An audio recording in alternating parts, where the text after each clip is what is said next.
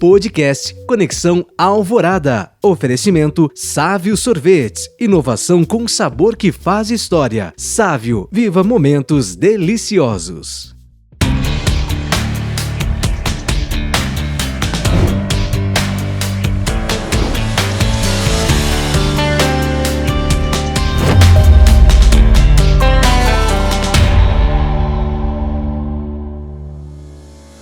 Olá, tudo bem? Eu sou o Giovanni, é um prazer imenso ter você conosco e uma alegria especial e te dar boas-vindas a esta série de 4 episódios da retrospectiva do nosso podcast Conexão Alvorada. Este não é um episódio comum, é o nosso momento de celebração e profunda reflexão. Ao longo de todo este ano, o nosso podcast se consolidou como um ponto de encontro de ideias, mas também de corações. Tivemos a honra de receber convidados notáveis e influentes, líderes, pensadores e testemunhas de vida que enriqueceram profundamente o nosso diálogo. Juntos, promovemos conversas inspiradoras, construtivas e profundas que passearam por temas essenciais para a nossa jornada. A força da fé, os valores cristãos e os desafios do nosso tempo. Nesta retrospectiva, vamos revisitar momentos marcantes e as lições valiosas compartilhadas. Prepare-se para ser novamente inspirado e fortalecido em sua caminhada de fé. Iniciamos nossa jornada lá no começo do ano com um pilar da nossa fé local. No primeiro programa, tivemos a alegria de conhecer a vida e a vocação do nosso arcebispo, Dom Jeremias Steinmetz, em um diálogo conduzido pelo padre Jefferson Baceto, nosso diretor-presidente. Acompanhe um trechinho com a gente. Olá, você que nos acompanha aqui na estreia do nosso podcast Conexão Alvorada. Um podcast que busca a conexão com você mesmo, a conexão com o outro e a conexão com Deus. Somos seres integrais e desta forma nós precisamos cuidar de nós mesmos, cuidar do outro, da nossa relação com o outro e também da nossa relação com Deus. Você pode nos acompanhar pela 106.3, a nossa Catedral do Ar, a nossa Rádio da Família, também nas nossas multiplataformas, no canal do YouTube, no Spotify, também pode nos acompanhar nas nossas redes sociais. E hoje, para essa estreia, abrindo aí com chave de ouro a nossa estreia do nosso podcast, nós temos um convidado super especial, o nosso pastor, o nosso querido arcebispo da Arquidiocese de Londrina, para nós conhecermos hoje um pouco mais do que Dom Jeremias Steinmetz, mas sim Jeremias como pessoa que faz também a sua conexão consigo mesmo, a sua conexão com o outro e a sua conexão com Deus. Que bom, Dom Jeremias, recebê-lo na nossa estreia do nosso podcast Conexão Alvorada. Seja muito bem-vindo. Bem, quero saudar a todos os que nos acompanham, e especialmente a você, Padre Jefferson, né, e obrigado por esse convite para a gente poder conversar um pouquinho. É claro que uma entrevista como essa a gente não consegue planejá-la nos detalhes, porque eu sei como são os entrevistadores, né? Procuram arrancar muitas vezes coisas da gente que de repente a gente não pensaria em dizer, mas enfim, né, sempre acontece. Então é um prazer estar aqui e ainda mais abrindo um programa como esse para os nossos ouvintes e tantos que acompanham a vida da Arquidiocese de Londrina, vivem a Arquidiocese de Londrina e, portanto, certamente gostariam de ouvir o seu bispo falar um pouquinho. Que bom.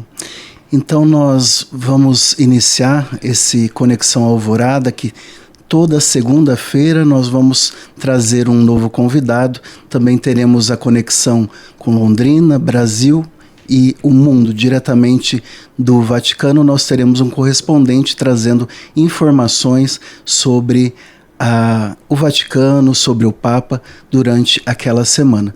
Então você já é nosso convidada a nos acompanhar toda segunda-feira para este Conexão Alvorada. Que belo testemunho de vida e vocação. É a fé que se manifesta em grandes líderes, mas também na entrega humilde de quem acolhe o chamado de Deus. O chamado de Deus para a realização da nossa vocação é que dá sentido profundo à nossa vida. Imagine você ter tido a graça de se confessar com o Santo Padre Pio de Pietrelcina. O Conexão Alvorada teve a presença do padre xaveriano Giovanni Mesadri, que compartilhou essa experiência única, a confissão com o único sacerdote que teve os estigmas por 50 anos. Padre Giovanni, nós gostaríamos de começar ouvindo um pouco. O senhor tem uma bela história que ao longo aqui do podcast o pessoal vai conhecer, né? Primeiro que o senhor confessou com São Padre Pio, mas antes de falar de tudo isso, o Padre Giovanni então é de Parma, é nascido em Parma, na Itália. Então nós gostaríamos de ouvir primeiro um pouco da sua infância, da sua adolescência, até chegar aí na juventude. Uma família católica.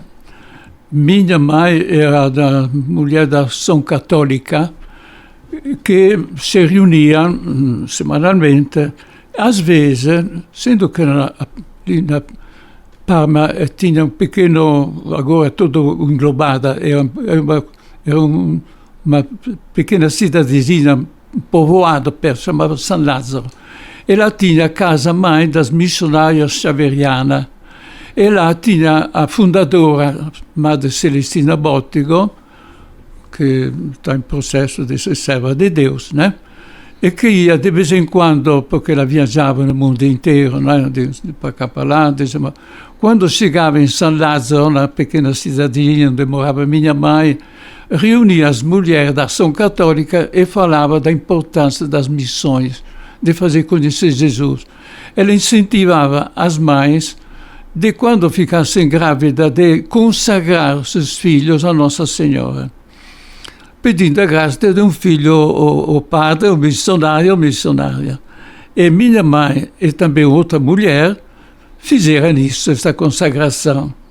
Por isso, eu digo que a primeira que eu devo à Madre Celestina Bottigo, fundadora das Irmãs Xaverianas, porque através dela que minha mãe fez a consagração. Depois, minha mãe morreu, que tinha só 9 anos, 8 ou 9 anos, né? Por isso não pude conhecê-la. Ao passo que outra mãe que fez a consagração, que viveu sempre, teve um filho que há 15 anos sentia vocação, se tornou padre xaveriano, padre Giovanni Gazza, e se tornou bispo. O bispo já faleceu, bispo Abaetetuba, né? Isso desta consagração saíram 2 padres, né? 2 xaverianos, né? A importância das mães, porque está no coração de uma mãe que muitas vezes saem as vocações, né? Das famílias, mas sobretudo das mães.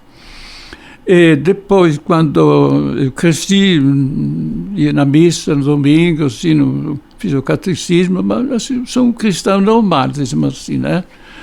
Mas me lembro um fato, que quando recebia o sacramento da crisma, meu padrinho recebia encomenda, encargo dos familiares, né, todos os parentes, dizendo, agora você vai na cidade, leva Giovanni e compra qualquer coisa que ele deseja. Passamos várias lojas para cá, para lá, tudo. Não encontrei nada que me satisfazesse. Então, para diante de uma peixaria e disse, aquele peixe lá. Ele ficou abismado. Mas como? Se quando volto para casa e vou dizer que comprei um peixe para você, me bate. Como que cabeça você tem comprar um peixe para uma criança? Você não falou que você... Tudo que eu queria, você comprava. Eu queria isso. Agora, a longo prazo, depois disso, é algo profético, né? Sim, depois... talvez para aqueles que estão nos acompanhando, né, padre? ele diz que é algo profético, porque o peixe representa lá para o povo, os primeiros cristãos, né, era o sinal, lógico, até para nós ainda hoje o peixe é esse sinal do cristianismo, né? Então, para a época, ele diz como um sinal profético, ele escolher como criança esse peixe. Talvez o senhor nem soubesse muito o significado, né, padre? Não sabia absolutamente, mas sobretudo porque Jesus disse: serei pescador de homens. Eu sou pescador de homens, né? O sacerdote é um pescador de homens, né? Sim. Que grande graça, né? Então o peixe já significando esse pescador de homens, esse sinal do cristianismo, ele como uma criança escolhe isso já como um sinal profético. Nosso podcast Conexão Alvorada é um oferecimento da Sávio Sorvetes, e no Réveillon o branco é mais que uma cor, é o símbolo de um novo começo. E na mesa ele chega em forma de sabor com o Coco Bianco Sávio, feito com coco selecionado e um toque especial de avelã, a combinação perfeita para brindar a esperança de um novo ano. Celebre com quem você gosta.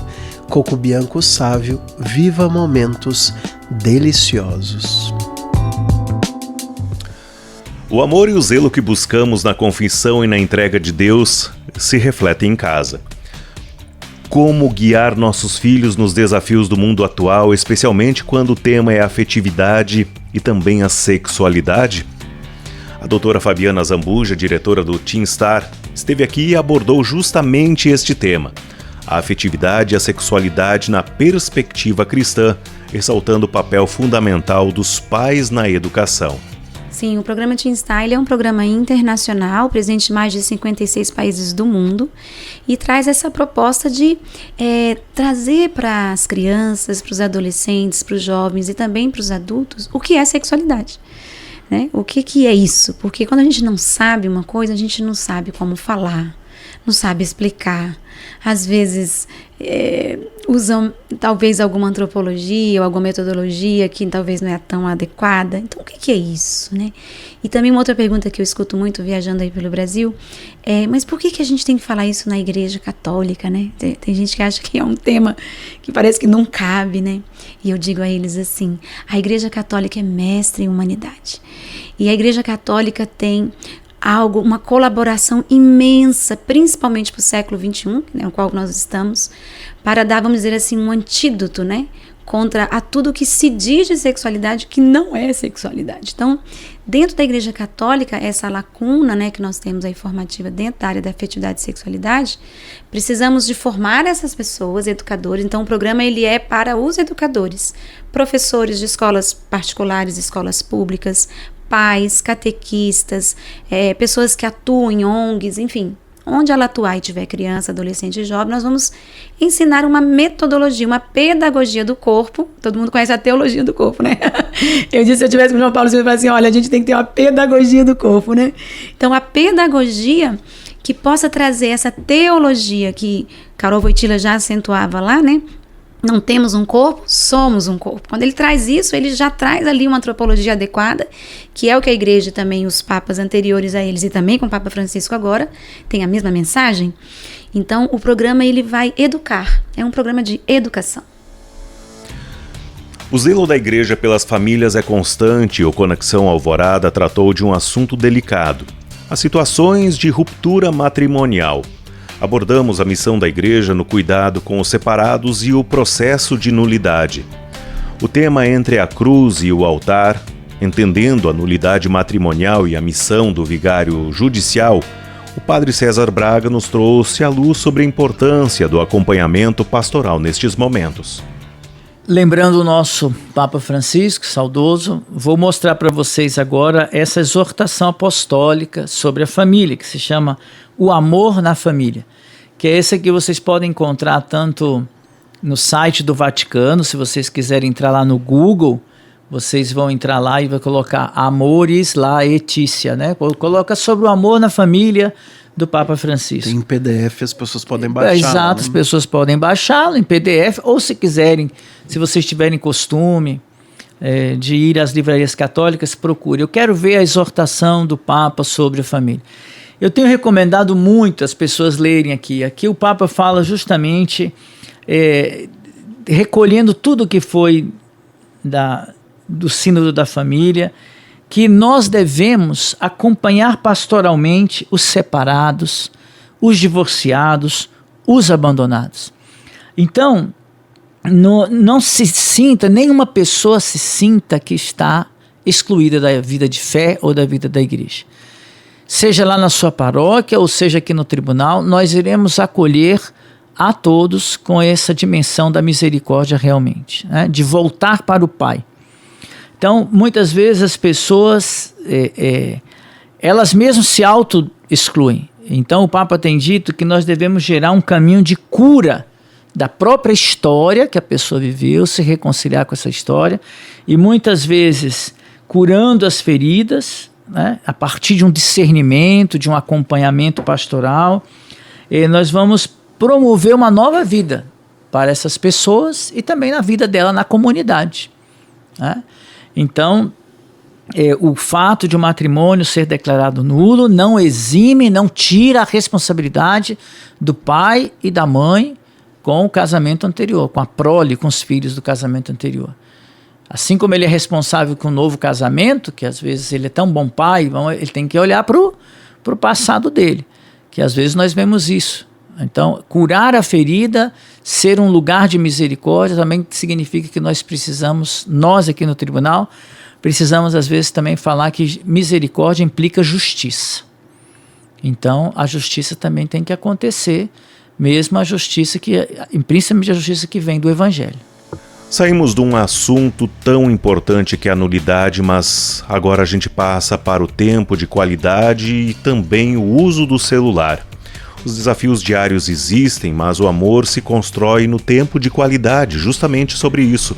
É essencial criar momentos de afetividade e amor com os filhos, construindo exemplos para toda a vida. A influenciadora digital Mari Bernini deixou uma mensagem bem esclarecedora sobre como reservar tempo para brincar, passear e também se divertir com os pequenos. Tão importante quanto tempo com os filhos é a qualidade do tempo com os filhos, tá? Se você não consegue ter a flexibilidade que a Mari Bernini tem ou que uma outra pessoa que você segue nas redes sociais tem, não se compare com isso. Dê o melhor com o que você pode fazer, né? Eu não tenho paciência de brincar e sentar com as crianças. Tá, mas tem paciência de quê? De cozinhar? Então, assim, sua vida é corrida e você não consegue passar a manhã toda em casa, poxa, no domingo, traz o seu filho para fazer o almoço junto com você. Se você não tem tempo durante a semana, se você não é a maior fã de sentar e brincar no chão, traz ele para fazer essa comida, né? Ou você vai na missa, não deixe de levar porque você acha que ele vai chorar ou porque você acha... Esteja junto com ele, né? Não compare a sua vida com a vida de ninguém. Seja feliz na vida que você tem, né? Faz uma limonada aí com o limão que você tem.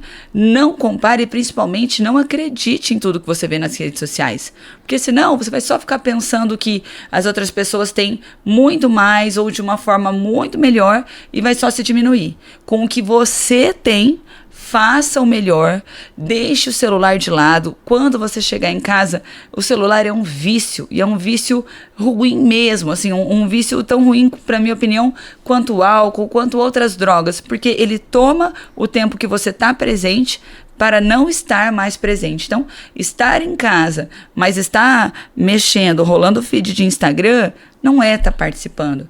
Então, deixe o celular em casa, dê prioridade à sua família, faça o melhor que você tem com o que você puder. Eu acho que essa é a melhor sugestão que a gente pode ter para a nossa vida. E já que estamos falando em tempo de qualidade em família, o que dizer da presença do celular em vários momentos? Vamos lá. Na hora de orar, tomar café, almoçar ou então jantar. Como lidar com este dispositivo que rouba a nossa presença? A criadora de conteúdo Elenida Tawil nos trouxe um momento de reflexão sobre esta realidade. Hoje, nesse podcast Conexão Alvorada, nós percebemos que essa elegância, essa conexão comigo mesmo primeiro, essa conexão com o outro, essa conexão com Deus, ela tem tudo a ver com a elegância, ela tem tudo a ver com a questão da etiqueta, dessas boas regras para que nós possamos viver melhor em sociedade. Uma coisa que me chamou a atenção na sua fala, Elenida, é sobre essa questão da família, a primeira célula ali onde nós aprendemos essas regras de etiqueta. Hoje nós sabemos muito bem que as famílias, muitas por diversos motivos, estão desestruturadas, né? Ou a mãe que está com os filhos foi abandonada pelo pai, ou vivem com os avós, enfim, são várias configurações hoje de família. E, independente disso, nós precisamos levar em conta que sentar-se à mesa, fazer uma refeição juntos, não ficar cada um num celular enquanto comem, está todo mundo no celular e ninguém conversa. Nessa nova configuração dessas novas famílias, por própria exigência do mundo atual, como que nós podemos superar esses desafios, Elenida, de os pais ou quem seja os responsáveis valorizar essa questão de estar à mesa e como estar à mesa? Uma das regras da etiqueta é celular fora da mesa. Uma das regras da etiqueta é nada em cima da mesa, além daquilo que a gente vai usar. Então, assim, como é que nós montamos uma mesa posta? A mesa posta, ela só vai ter aqueles instrumentos que a gente vai usar. Eu não vou colocar nada ali diferente do menu que eu vou servir, do cardápio que eu vou colocar. Então, se eu vou fazer uma sopa, eu tenho que ter uma colher. Se eu vou fazer uma salada, eu preciso do talher de salada e tudo mais. Por isso que eu falo que o nosso treinamento é em casa. Então, diante de tantas dores, né, que as famílias enfrentam hoje, como a gente supera isso tudo? Olha, padre, joelho no chão, é oração. E empenho, é treino. Então, se você se propor a fazer uma coisa diferente, a sua família vem atrás de você. Eu tenho uma amiga, a Thalita, que ela é do Jornal da Gleba, ela é editora, fundadora do Jornal da Gleba e tudo, maravilhosa, uma menina que está sempre buscando conhecimento. Um dia ela disse para mim: Elenida, por causa de você, eu parei de comer na frente da televisão, sentada no sofá, com o pratinho na minha mão. Hoje ela tem um companheiro, mas quando ela me disse isso, ela ainda estava sozinha no apartamento. Ela falava, hoje eu arrumo o meu lugar à mesa, eu faço o meu lugar bonitinho, como você ensinou, e eu faço a minha refeição à mesa. Não ligo a TV, eu ponho uma música, eu faço a minha oração antes de fazer a refeição e tenho a minha refeição sentada à mesa. Eu não fico mais na frente da TV. Padre, isso para mim já é assim um retorno, para mim é uma gratificação tão grande, porque de alguma maneira a gente fez a pessoa ter a conexão primeira com Deus e com ela. Porque tem coisa, eu digo sempre quando a gente vai arrumar uma mesa, por que a gente faz isso com tanto carinho hoje? Sem pensar na história, né? Por que acabaram montando, por que fizeram isso ou aquilo, jogo americano, toalha, nanana, sem pensar nisso. A primeira coisa que a gente tem que imaginar é que quem está à mesa, quem está no nosso alimento que nós vamos comer é Deus. Ele que está ali. Então, a Ele toda a honra e glória. Então, a gente precisa reverenciar esse momento, é importante. Não vou falar para vocês que isso é fácil, porque para mim, pessoalmente, na minha casa, não é fácil. Porque durante muitos anos, eu tinha TV até na cozinha. Ia tomar um cafezinho, a gente ligava lá, notícia, tem que então vamos ouvir a notícia e tal. Como isso é maléfico, a gente não percebe como isso é maléfico. E é. Então, são pequenas coisas que você, mamãe, você, papai, se você está sozinha para educar os seus filhos e você tem o privilégio de poder se sentar à mesa com uma refeição com seus filhos, faça. Não perca essa oportunidade. Nosso podcast Conexão Alvorada é um oferecimento da Sávio Sorvetes. E no Réveillon, o branco é mais que uma cor, é o símbolo de um novo começo. e na mesa ele chega em forma de sabor com o coco bianco sávio, feito com coco selecionado e um toque especial de avelã, a combinação perfeita para brindar a esperança de um novo ano. Celebre com quem você gosta. Coco bianco sávio, viva momentos deliciosos. Saímos da sala de jantar e vamos para o vasto campo da comunicação e da informação. A vida da Igreja Católica no rádio e nas plataformas digitais lida com um bombardeio diário de notícias e muitas vezes falsas informações. Neste cenário, a inteligência artificial surge como um auxílio. Mas até onde a tecnologia pode ser a nossa companheira sem deixar de lado valores éticos e humanos no dia a dia? A professora e doutora Ana Mauricéia esteve aqui e falou com a gente sobre este tema crucial. Ter a oportunidade de falar na Rádio Alvorada com as pessoas que estão ouvindo e falar da questão da inteligência artificial na educação, que é a minha vida, né? E a gente poder discutir ela com um caráter humano, com os olhos, como você falou do Papa, que eu acompanho essa discussão com ele, eu acho que vai ser uma oportunidade para todos nós, vai ser muito interessante. Bom, a inteligência artificial, na verdade, como conceito, ela está desde 1952, então ela vem progredindo. A gente tem que lembrar disso, ela não surge de repente. Ela já está na nossa vida, como eu brinco, no Netflix, né? Aquelas escolhas que a gente fazia. O que tem de grande diferencial é que agora ela se torna uma linguagem que a gente chama de natural, como se fosse uma linguagem natural, e chega para nós. E aí isso vai impactar muito, principalmente no meu setor, que é a educação. Mas ela nada mais é do que são algoritmos, né? É uma máquina que eu tenho que lembrar que é físico, existe um computador em algum lugar. Por isso a gente tem que lembrar do meio ambiente, campanha da fraternidade. Existe o uso consciente da IA, também passa pela responsabilidade. E o que eu tenho? Eu tenho uma máquina que ela simula a inteligência humana, simula em tomada de decisão, busca de dados, aprendizado, a gente chama de aprendizado profundo. Então a gente tem hoje, vou dar um exemplo do computador quântico. Então enquanto um computador normal, eu tenho um labirinto, eu tenho que aprender um por vez no computador. No quântico ele aprende todos ao mesmo tempo. Então a gente está numa era disruptiva tecnológica, importante para decidirmos que humanos seremos, né?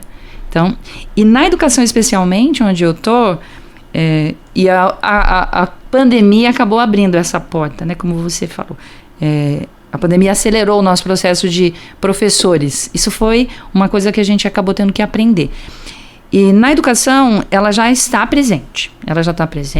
A gente tem uma pesquisa que 70% dos alunos de graduação, se você estivesse hoje fazendo, 70% a 74% já usam IA. E os professores, mais ou menos, acho que esse tanto já usou de alguma maneira, mas 39% ainda tem algumas resistências. Então a gente tem aí, ela está chegando, a gente está aprendendo com ela, né? Então acho que é mais ou menos isso. Ainda sobre família e comunicação, abordamos a liderança dos pais, que se estende para ambientes de trabalho. A noção de que somos líderes em ambientes com muitos desafios, onde a comunicação é um ponto fundamental, é cobrada até pelos próprios filhos. O consultor empresarial Wellington Moreira trouxe esta perspectiva para o Conexão Alvorada. Inclusive, Wellington, eu tenho visto assim, algumas empresas até recomendando que os seus líderes façam, por exemplo, o caminho da fé aqui até Aparecida, outros que façam o caminho de Santiago lá na Espanha, né, ou Portugal, França, até chegar na cidade de Santiago de Compostela. Então, realmente é um movimento que vai se percebendo que para se conectar melhor com você mesmo, com o outro e com Deus, você precisa fazer esse exercício de se mover, né? E a oração é fundamental. E aproveitando que você falou, né, que o líder precisa ter essa esperança. Se ele não tiver essa esperança, o que um cristão espera? Eu brinco sempre nas homilias, né? A gente não espera Chapeuzinho Vermelho, não espera o Harry Potter, a gente não espera isso. A gente espera Jesus Cristo, a nossa espera é fundamentada nele. E nós estamos vivendo esse ano, né, peregrinos de esperança, o ano santo jubilar. A nossa esperança é Cristo, então nós sempre vamos pautar a nossa vida nessa esperança que é Cristo. E dentro disso, mais do que palavras, um líder precisa de fato ter atitudes para que ele inspire outros, né, para que ele seja modelo. Como você acha que um líder pode se tornar um verdadeiro modelo para sua equipe? Primeiro, fazendo aquilo que ele diz ser o correto, tendo um discurso que não seja desconectado com a prática. Por isso se fala da importância de ser um exemplo. O que mais mata um trabalho de liderança, dentre tudo que eu poderia falar aqui, é a incoerência. A incoerência, ela destrói tudo. A incoerência é que cria a delinquência juvenil. Uma criança que vê um pai ou a mãe ou o cuidador incoerente, dizendo uma coisa e fazendo outra. O que leva uma empresa a ser pouquíssimo admirável, para não falar outra coisa, é a falta de coerência lá dentro.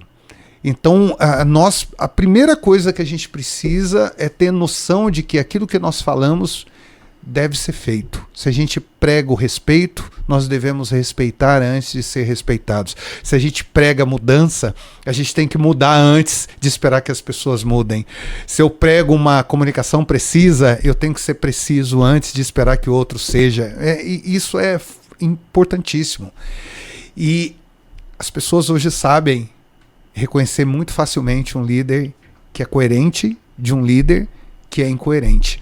Então, eu poderia dizer de vários aspectos aqui, de outros tópicos que seriam importantes, mas se a gente conseguir no dia a dia ser muito coerente, e é o que eu mais procuro ser na minha casa, no meu trabalho, junto com as pessoas mais próximas, porque não é fácil. Quem é muito próximo da gente vai ver os pequenos deslizes, as pequenas transgressões. Ô papai, você passou no sinal amarelo, mas pode passar no sinal amarelo? Ô papai, mas você não comeu tudo. Como que você disse que eu tenho que comer tudo e você não come tudo? Eu não vi você pegando verdura. Então assim, quando nós estamos num ambiente em que a gente fica lá 30 minutos, 1 hora com as pessoas, é fácil ser coerente. Agora, não é fácil ser coerente diante de pessoas que conhecem aquilo que nós fazemos bem e aquilo que nós não fazemos bem, que permanecem 24 horas ao nosso lado. E são essas pessoas que mais serão impactadas pela nossa liderança. E é delas que nós precisamos cuidar. De fato, é um grande desafio. Ser líder é um desafio, é uma missão, mas nós temos que ter esperança. Temos que ter essa esperança baseada em Cristo para nos pautarmos nos valores evangélicos e assim, cada dia mais, que não deixa de ser um desenvolvimento da nossa santidade, né? Pouco a pouco, todos os dias, nós vamos construindo a santidade desse jeito, né? Trabalhando, servindo, mas também tendo essa oportunidade de aprender com as pessoas, né? Sendo humildes e não querer ser professor de Deus. Nosso podcast Conexão Alvorada é um oferecimento da Sávio Sorvetes. E no Réveillon, o branco é mais que uma cor, é o símbolo de um novo começo. E na mesa ele chega em forma de sabor, com o coco bianco Sávio, feito com coco selecionado e um toque especial de avelã, a combinação perfeita para brindar a esperança de um novo ano. Celebre com quem você gosta. Coco bianco Sávio, viva momentos deliciosos. E a espiritualidade cristã foi a base para todos os programas apresentados neste podcast e ele dialoga com todos os campos, inclusive com a ciência. Em um dos nossos encontros, trouxemos à luz a perspectiva da ciência e da fé com o hipnoterapeuta Rogério Goldoni, que abordou esta relação com base na Sagrada Escritura. Como que a hipnoterapia pode ajudar na questão da espiritualidade cristã? Ela pode ser essa ferramenta de uma busca por uma vida mais plena, alinhada com os ensinamentos de Cristo? Como que isso você consegue avaliar? Eu acredito que pode. Paulo, lá na Carta aos Romanos, fala assim, que a gente precisa transformar a nossa mentalidade, né? Transformai-vos pela vossa mentalidade. O detalhe é que quando ele fala em mentalidade, lá no texto grego está falando do nous. O nous é como o olho da mente. Ora, se a nossa mente está viciada, se as experiências todas que a gente passou na vida nos deram um óculos embaçado para enxergar a vida, é possível que a gente não vai enxergar apenas aquilo de nós. A gente vai enxergar até aquilo da nossa relação com Deus de modo atravessado. A relação com as outras pessoas de modo atravessado.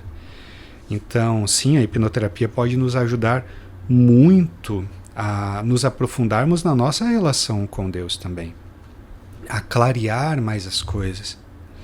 Como que a gente vai acreditar que a gente vai se deixar ser cobrado por Deus se a gente tem dificuldade em ser cobrado pela outra pessoa que está do nosso lado? Com a esposa, o esposo. Como que a gente vai dizer que a gente faz por amor mesmo, se na prática a gente acaba percebendo que faz porque está se sentindo culpado ou porque está querendo comprar afeto? Vai ser um pouco assim na nossa relação com Deus também. Porque, olha, padre, depois desses anos todos, se tem uma coisa que eu percebo, esses anos todos de experiência de fé, de espiritualidade, de estudo, se tem uma coisa que eu percebo é a nossa relação com Deus não é muito diferente daquela relação que a gente tem com o outro. Não é muito diferente. Eu sei, tem pessoas que vão resistir um pouco isso, mas dá uma olhada como que você se relaciona com outra pessoa, como você se aproxima do outro. Você acha que seria do mesmo modo com Deus? Aliás, se você acha que seria diferente com Deus, geralmente vai ser muito semelhante, né? Aquela história lá que a gente tem no livro do Gênesis, quando diz que Deus está caminhando no paraíso, o segundo relato da criação, né? E ele está procurando o Adão. E ele chega perto do Adão e pergunta: onde estás? E a resposta do Adão: eu tive medo e me escondi. Se a gente não supera os medos, a gente vai ter uma reação, uma atitude tipo do Adão. Vai se esconder de tanta coisa na vida. E quem sabe até de Deus.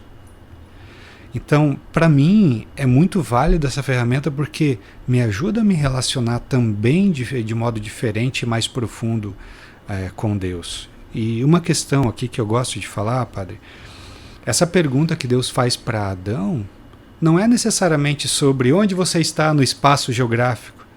Ela poderia ser traduzida assim como: o que você está fazendo da sua vida? Ah, eu tive medo e me escondi. Que pobreza é essa?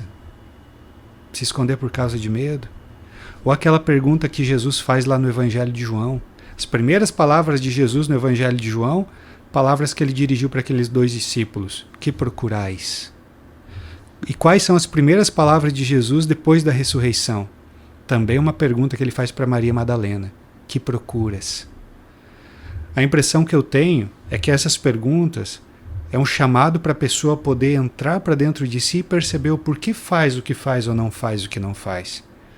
Quem não consegue, com a ajuda de alguma ferramenta, como a hipnoterapia, a entender o porquê faz o que faz ou não faz o que não faz, vai ficar o resto da vida dando desculpas.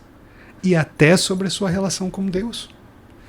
Então, eu acredito que hipnose pode nos ajudar muito no nosso crescimento espiritual. Fé, ciência, família é o que nos move. Viver pelo desafio, vencer pelo propósito.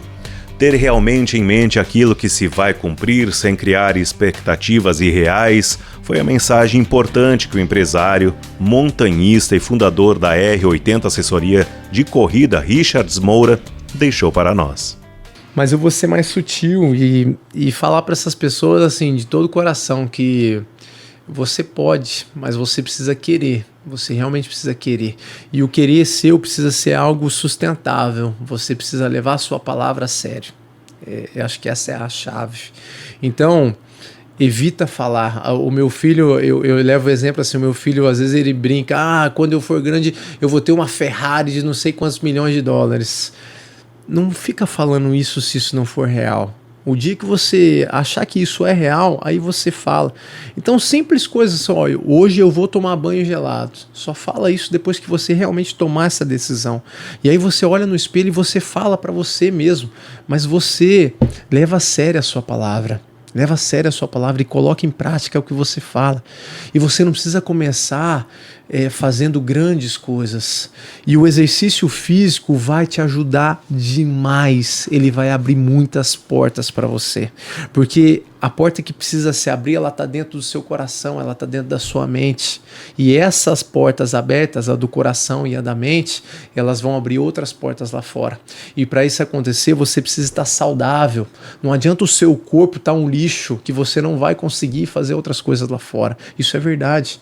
Então, se você não está fazendo exercício nenhum, é uma grande verdade que você não está cuidando de você. Se você não está cuidando de você, as pessoas que estão próximas a você, talvez elas não estejam te respeitando tanto porque você não está se respeitando, você não está se valorizando.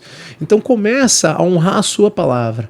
Começa a dar uma volta no quarteirão caminhando, começa a fazer uma volta no Lago Igapó em Londrina ou na sua cidade, começa a fazer exercício diariamente, a sua vida vai mudar, só que vai demorar, você precisa persistir, não é de um dia para o outro, não é de uma semana para outra. Você precisa, cientificamente foi comprovado, você precisa se manter 2, 3 meses nessa rotina, aí você começa a ligar uma chave em ter prazer de fazer o exercício físico, e só então depois que você vai começar a colher esses frutos, e aí você vai começar a se alimentar melhor, de forma natural, sem ser algo forçado. O seu organismo vai pedir algo mais natural e mais saudável. Porque quando a gente não faz exercício, a gente gosta de comer porcaria, gosta de comer doce, gosta de fazer comer coisa ruim e tal, coisa errada. Quando a gente faz exercício, a gente automaticamente já quer uma salada, já quer algo mais saudável. Isso é verdade. Então, eu acho que é começar do pequeno, né? Começar do básico, começar do simples, e aos poucos você vai se transformar no que você quiser. No que você quiser, não tem limite. Você vai para onde você quiser, realmente não tem limite. E chegamos ao fim desta jornada de reflexão. Que alegria foi revisitar cada lição, cada palavra de fé e cada testemunho de vida que o Conexão Alvorada nos proporcionou neste ano. Agradecemos a você, ouvinte fiel da Rádio Alvorada e espectador assíduo das nossas mídias digitais, por caminhar conosco. Que a graça de Deus nos acompanhe. Nos encontramos no próximo episódio da retrospectiva Conexão Alvorada. Até lá! Podcast Conexão Alvorada. Oferecimento Sávio Sorvetes. Inovação com sabor que faz história. Sávio, viva momentos deliciosos.